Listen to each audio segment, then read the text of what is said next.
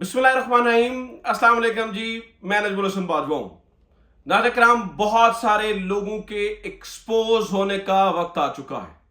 बहुत सारे लोगों की असलियत सामने आने का वक्त आ चुका है। वो लोग जो बहुत बड़े बड़े दावे किया करते थे, हमें आइन की, जमहूरियत की, कॉन्स्टिट्यूशन की, रूल्स की, रेगुलेशंस की कहानियां सुनाया करते थे, जो आइन की किताब हाथ में पकड़कर लहरा कर इसे सबसे सुप्रीम बताया करते थे, उन लोगों के एक्सपोज होने का वक्त आ चुका है। उन लोगों के चेहरों से नकाब हटने का वक्त आ चुका है।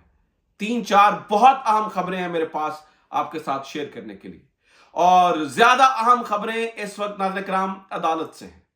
एक खबर तो हाईकोर्ट से है, इंतहाई अहम, इमरान खान के बारे में। एक खबर सुप्रीम कोर्ट से है, एक खबर सेशन कोर्ट से है। और नाज़रीन किराम, काजी फाइज ईसा साहब के लिए भी मामला बहुत बिगड़ चुके हैं, बहुत गड़बड़ हो चुके हैं।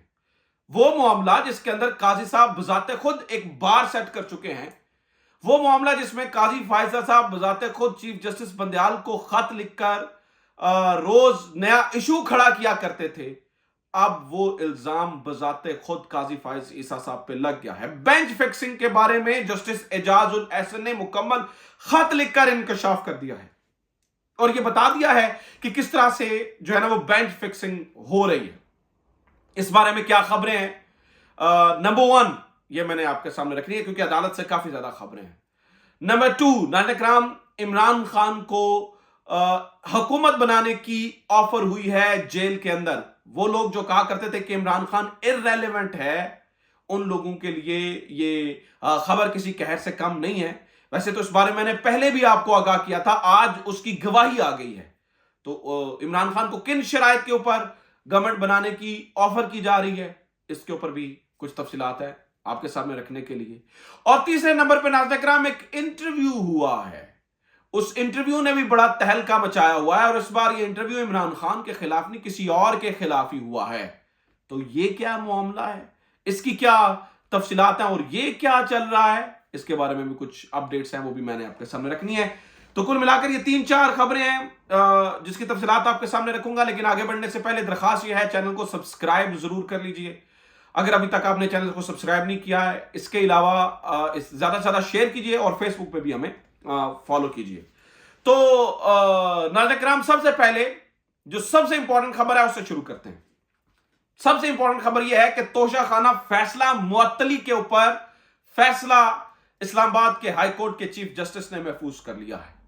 वैसे तो हमने नवाज शरीफ साहब के बारे में ये असूल और कानून देखा है कि चट फैसला ते पट जो है ना वो सुनवाई, और फौरी जो है ना वो रिहाई, ये हम नवाज शरीफ साहब के मामले में ये कानून दे चुके हैं। लेकिन नवाज शरीफ साहब की तरह इमरान खान को कानून की जो देवी है वो बाहें फैलाए अपनी तरफ तो नहीं बुला रही ना। नवाज शरीफ साहब तो खास बच्चे हैं इस निज़ाम के, तो बच्चों जमूरों को तो कुछ नहीं कहा जाता, जो थोड़ी सी अकड़ दिखाते हैं उनको सबक सिखाया जाता है। तो इमरान खान का ये फैसला जो है वो महफूज हो चुका है। अल्लाह जाने अभी किसे कब सुनाया जाता है, क्योंकि पुरानी जो रवायत है वो तो बड़ी ही अजीब है। Number one. नंबर टू, नाज़रीन किराम, सेशन कोर्ट के अंदर इमरान खान की इद्दत के अंदर निकाह केस के ऊपर फैसला महफूज किया गया था, उसको सुनाया गया है और इस दरखास्त को काबिल समाअत करार दे दिया गया है। आप हैरान हो जाएंगे कि किसी के जाती मामले को इस कदर उछाला गया और अब उसको पूरा एक मामला बनाकर दुनिया के सामने पेश किया जा रहा है। अब ये देखिए कि जो होना तो ये चाहिए था कि जिस शख्स ने कटहरे में खड़े होकर ये कहा कि मैंने इमरान खान को ये हरकत करते हुए देखा, होना तो ये चाहिए था कि उसके ऊपर हद का कानून लागू होता, ठीक है, हदूद कानून उसके ऊपर लागू होता और उसे कहा जाता कि लाओ चार गवाह अपने इस हक जो है ना वो इसको सपोर्ट करने के लिए इस बयान को, लेकिन और उसको कोड़े लगते जो कि कानून है पाकिस्तान के अंदर। लेकिन नाज़रीन किराम, ये नहीं हुआ, उल्टा इस केस को काबिल समाअत करार दे दिया गया है। ये भी चूंकि निज़ाम इंसाफ है ना, आप यहाँ पर करिश्मे होते हुए देखते हैं, तो यहाँ पर जो है ना वो उस करिश्मे को होते हुए भी हमने देखा कि एक इंतहाई प्राइवेट मामले को, एक इंतहाई इस तरह के मामले को जो है वो लेके आया जा रहा है, और उसके ऊपर जो है ना वो अब और जिरा होगी और सुनवाइयां होंगी और पता नहीं क्या क्या होगा। जबकि इसी निज़ाम इंसाफ के अंदर, अब आप सुनिए, इसी निज़ाम इंसाफ के अंदर नाज़रीन किराम, जो ताहयात नाअहली वाला केस है وہ سپریم کورٹ نے اس کے اوپر نوٹس لے لیا ہے. یعنی کہ سپریم کورٹ نے تضاد کا نوٹس لیا ہے عدالتی فیصلوں اور الیکشن کمیشن کے بنائے گئے نئے قانون کے اندر. اب بادی و نظر میں تو یہی نظر آتا ہے کہ نواز شریف کو ایک اور ریلیف ملنے والا ہے. نہ وہ یہ معاملہ لے کر عدالت میں گیا، نہ اس نے قانون کا دروازہ کھٹکھٹایا، نہ اس نے جو ہے وہ کچھ اس بارے میں کہا. لیکن نواز شریف صاحب چونکہ لاڈلے بچے ہیں، لاڈلے بچے کو ضروری ہوتا ہے، آپ نے دیکھا ہوگا لاڈلے بچے کچھ نہ بھی مانگے تو ان کو دے دیا جاتا ہے، ان کی آنکھوں سے محسوس کر لیا جاتا ہے وہ اس وقت کیا چاہ رہے ہیں. تو نواز شریف صاحب لاڈلے بچے ہیں، اور اس لاڈلے بچے کو اب تاحیات نا اہلی سے بری و ذمہ قرار دے کر الیکشن کے اندر اس گھوڑے کو دوڑایا جائے گا. اور ایک شخص جو کہ اڈیالہ کے اندر بیٹھا ہے، اس اڈیالہ کے اندر قید شخصیت کا قصور نہ جانے کیا ہے، بس وہ یہ کہہ رہا ہے کہ جس فیصلے کے اندر بذات خود چیف جسٹس اسلام آباد ہائی کورٹ کہہ چکے ہیں کہ اس میں غلطیاں ہیں، مان چکے ہیں، اس فیصلے کو معطل کر کے بس مجھے الیکشن لڑنے کی اجازت دے دیں، وہ نہیں کیا جا رہا. لیکن نواز شریف صاحب کو ریلیف دینے کے لیے جو ہے وہ ہم مختلف چیزیں اس وقت بناتے ہوئے ہم دیکھ رہے ہیں، اور وہ ہوتی ہوئی بھی نظر آ رہی ہیں.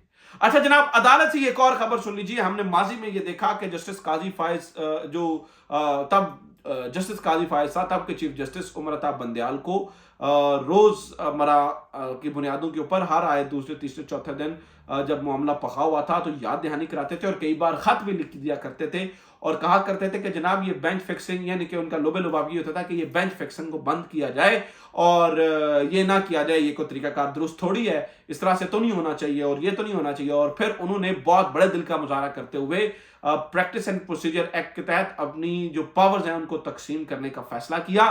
لیکن اب ناظرین کرام کہانی کچھ اور ہی سمجھ آ رہی ہے. جسٹس اعجاز الاحسن نے رجسٹرار کے نام ایک خط لکھا ہے، اور اس خط کے اندر انہوں نے اس بات کا انکشاف کیا ہے کہ 7 دسمبر دوپہر 4 بجے میں میٹنگ کے لیے گیا، جس کے لیے مجھے ایجنڈا 2:30 بجے دیا گیا. متعدد فون کالز کی، اور جب میں گیا تو یہ طے ہوا کہ یہ جو کیس ہے فوجی عدالتوں والا، اس کے اندر آپ 7 رکنی بینچ بنائیں گے، اور یہ جو 7 رکنی بینچ ہوگا یہ موسٹ سینئر لوگوں کا، یہ یعنی کہ جو سینئر 3 لوگ ہوں گے ان کا بینچ بنے گا. اور ہاں، اگر کوئی سینئر کسی جگہ پر آنے سے منع کرتا ہے تو اس جگہ پر آپ جو ہے اس سے اگلے جج کو تعینات کر دیں گے. اسی طرح سے جسٹس مظاہر علی اکبر نقوی کے بارے میں بھی یہی فیصلہ ہوا کہ سینئر 3 جج اس کیس کو سنیں گے. لیکن ناظرین کرام، جسٹس اعجاز الاحسن کے مطابق جب کاز لسٹ سامنے آئی تو پھر وہ اس میں کچھ اور ہی سامنے آیا، یعنی کہ جو ڈیسائیڈ کیا گیا تھا معاملہ اس سے بالکل الگ نظر آیا. تو یہ تو حال ہے، یہ تو معاملات ہیں. جسٹس قاضی فائز عیسیٰ صاحب کہتے کچھ اور تھے، اب آج تو کچھ اور ہی سامنے آیا ہے، پہلی دراڑ سامنے آ چکی ہے. اور جسٹس میں دیکھ ہی رہا تھا کہ جسٹس اعجاز الاحسن یہ ہوتے ہوئے سب کچھ کیسے دیکھ رہے ہیں. اگر انہی کی مرضی سے اس طرح کے بینچز بن رہے ہیں اور یہ ساری چیزیں ہو رہی ہیں تو آج انہوں نے واضح کر دیا ہے کہ یہ بینچز میری مرضی سے نہیں بن رہے ہیں. تو ناظرین کرام، اس وقت عدالتی معاملات کے اوپر تو گڑبڑ ہی نظر آ رہی ہے. ایک اور بڑی خبر سن لیجئے. وہ بڑی خبر ناظرین کرام جیل والی ہے. جیل کے اندر عمران خان کو ایک جو ہے وہ آفر ہوئی ہے. اس بارے میں نے آپ کو یاد ہوگا کچھ دن پہلے ایک خبر دی تھی، میں نے آپ کو بتایا تھا عمران خان کو 2 صوبوں کی آفر کی جا رہی ہے، لیکن سینٹر میں کہا جا رہا ہے کہ آپ اپوزیشن میں بیٹھیں گے.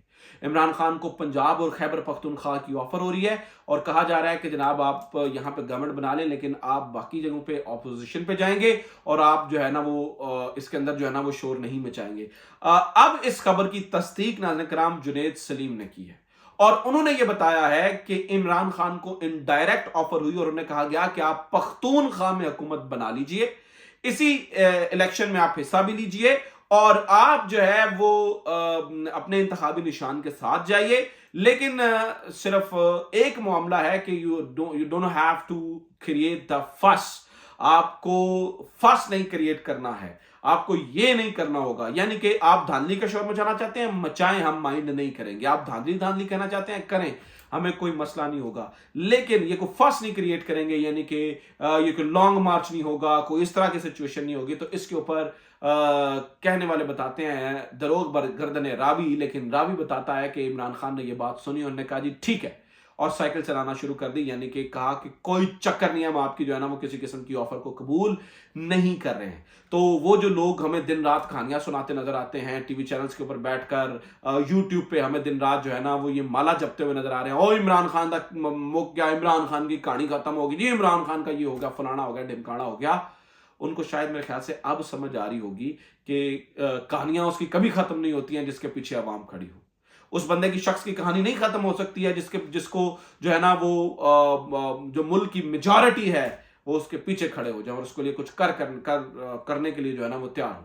اور کیا کرنے کے لیے تیار ہوں، اس کی مثال آپ نے زمان پاک میں دیکھ لی ہے۔ زمان پاک کی رونقیں دوبارہ سے بحال ہونا شروع ہو چکی ہیں۔ وہ کس طرح سے، میں آپ کو بتاتا ہوں۔ دیکھیے ناظرین کرام، زمان پاک میں جو پہلی دفعہ رونقیں لگی تھیں اور جس طرح سے وہ جو کچھ ہوا تھا، جس طرح سے لوگ اکٹھے ہوئے، تو وہ سب کچھ میرے سامنے ہوا تھا۔ میں نے دیکھا وہاں پر لوگوں کو، جب ہم روز جاتے تھے وہاں پہ کوریج کے لیے، پہلے تھوڑے لوگ آئے، پھر زیادہ لوگ آ گئے، پھر لوگ وہاں پہ بیٹھنا شروع ہو گئے، ڈیوٹیاں لگنا شروع ہو گئیں، مرشد چوک بن گیا۔ تو جب یہ ہوا تھا تو مجھے پتہ ہے، یاد ہے مجھے کہ یہ مرشد چوک جب بنا تھا تو اس کی تکلیف بہت ساری جگہوں پہ محسوس کی گئی تھی کہ یہ کیا چکر شروع ہو گیا ہے، یہاں پر سے تو لوگوں کو اٹھاؤ، اور بہت یہ خواہشات تھیں کہ یہاں سے زمان پاک سے لوگوں کو ہٹایا جائے، یہ کوئی نیا کہانی جو ہے نا وہ یہاں پہ بنتی ہوئی نظر آ رہی ہے۔ تو پھر وہ آپ کو پتہ ہی ہے کیسے ہٹا دیا گیا لوگوں کو۔ اب جناب اتنی سختیوں کے باوجود جب خیبر پختونخوا انگڑائی لے رہا ہے تو لاہور نے بھی انگڑائی لے رہی ہے، بہت بڑی تعداد کے اندر، پہلے بائک ریلی کے ذریعے اور پھر جن میں بہت بڑی تعداد میں خواتین بھی شامل تھیں، اور پھر لوگ زمان پاک میں پہنچ گئے جہاں پر نعرے لگائے گئے، جہاں پر جو ہے نا وہ عمران خان زندہ باد کے نعرے لگائے گئے، اور لوگوں نے اپنے جوش ولولے سے ثابت کیا کہ وہ عمران خان کے ساتھ سیسا پلائی دوار کی طرح کھڑے ہیں۔ لوگوں نے ثابت کیا کہ ہم عمران خان کے ساتھ کھڑے ہیں، اور وہ اب یہ پتہ چل رہا ہے کہ لاہور بھی انگڑائی لینا شروع ہو چکا ہے۔ اب مجھے پتا ہے کہ لاہور کی پولیس بھی ایکٹیو ہوگی، اور شاید کوئی جو ہے نا وہ زمان پاک کے سامنے کوئی ریکیاں روکیاں بھی جو ہے نا وہ شروع ہو جائیں، اور کوئی نفری بھی کھڑی ہو جائے، یہ بھی ہو سکتا ہے۔ تو یہ بھی کہانی ہے۔ اچھا، آخری خبر ناظرین کرام سن لیجیے، ایک انٹرویو سامنے آیا ہے جو اس بار راؤ انوار نے، سابق ایس ایس پی ملیر جناب راؤ انوار صاحب نے دیا ہے، اور اس بارے میں انہوں نے کچھ انکشافات کیے ہیں۔ جی 700 ارب روپے جو ہے نا وہ چونا لگایا گیا، 700 ارب روپے بیرون ملک منی لانڈر کیے گئے، اور پاکستان پیپلز پارٹی نے یہ کیا، اور یہ سب کچھ انہوں نے بہت کچھ کہا ہے۔ اس کے اوپر میرا ایک بڑا جو ہے نا وہ پرنسپل سٹانس ہے، مجھے یہ لگتا ہے کہ اب وقت آ گیا ہے کہ ایسے تمام انٹرویوز کا بائیکاٹ کیا جائے۔ یہ نہیں ہے کہ کوئی جو آصف زرداری صاحب ہیں کو بہت دودھ کے دلے ہوئے ہیں، نہیں، لیکن ایسے کریکٹرز کا ناظرین کرام جو سیاستدانوں کے خلاف لانچ ہوتے ہیں، جو خود پوری زندگی مزے لیتے رہے، اگر تب آپ کو مسئلہ تھا تب آپ پیچھے ہٹ کے کیوں نہیں گئے جب آپ مزے لے رہے تھے وہاں پر، اور آپ مائی باپ بنے پھرتے تھے کراچی کے۔ راؤ انوار صاحب اب آپ جو ہے نا وہ کہانیاں سنا رہے ہیں، اور آپ یہ کہہ رہے ہیں کہ جناب آپ کو سسٹم نے محفوظ کرنے کے لیے پوری منظور پشتین کو کھڑا کر لیا تھا، علی وزیر کھڑا ہو گیا، آپ کو نہیں ہٹایا گیا تھا، آپ کو اوپر کوئی آنچ نہیں آئی تھی، صرف آپ کو محفوظ کرنے کے لیے۔ لیکن آج آپ کو اس بات کی سمجھ نہیں ہے، آج آپ یہ ہے نا وہ کھڑے ہو گئے ہیں اور کہہ رہے ہیں کہ جناب وہ آصف زرداری نے یہ سب کچھ کیا ہے۔ مجھے آصف زرداری سے کوئی ہمدردی نہیں ہے، لیکن میں اس بات کے خلاف ہوں کہ سیاستدانوں کے خلاف اس طرح کے انٹرویوز کا لانچ ہونا، چاہے وہ اب نواز شریف کے خلاف ہو، چاہے وہ مریم نواز کے خلاف ہو، چاہے وہ بلاول بھٹو کے خلاف ہو، یا چاہے آصف زرداری کے خلاف ہو۔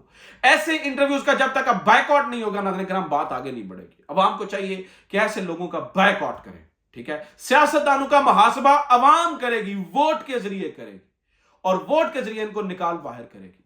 یہ کوئی طریقہ کار نہیں ہے کہ جناب کسی بھی سیاستدان کو بلیک میل کرنے کے لیے آپ اس طرح کے کریکٹر کو بٹھا دیں اور وہ طوطے کی طرح فر جو ہے نا وہ بولتا رہے۔ یہ اب سلسلہ کار بند ہونا چاہیے، چاہے وہ کسی بھی سیاستدان کے خلاف ہے، چاہے وہ کوئی بھی اس کا جو ہے نا وہ ٹارگٹ ہے۔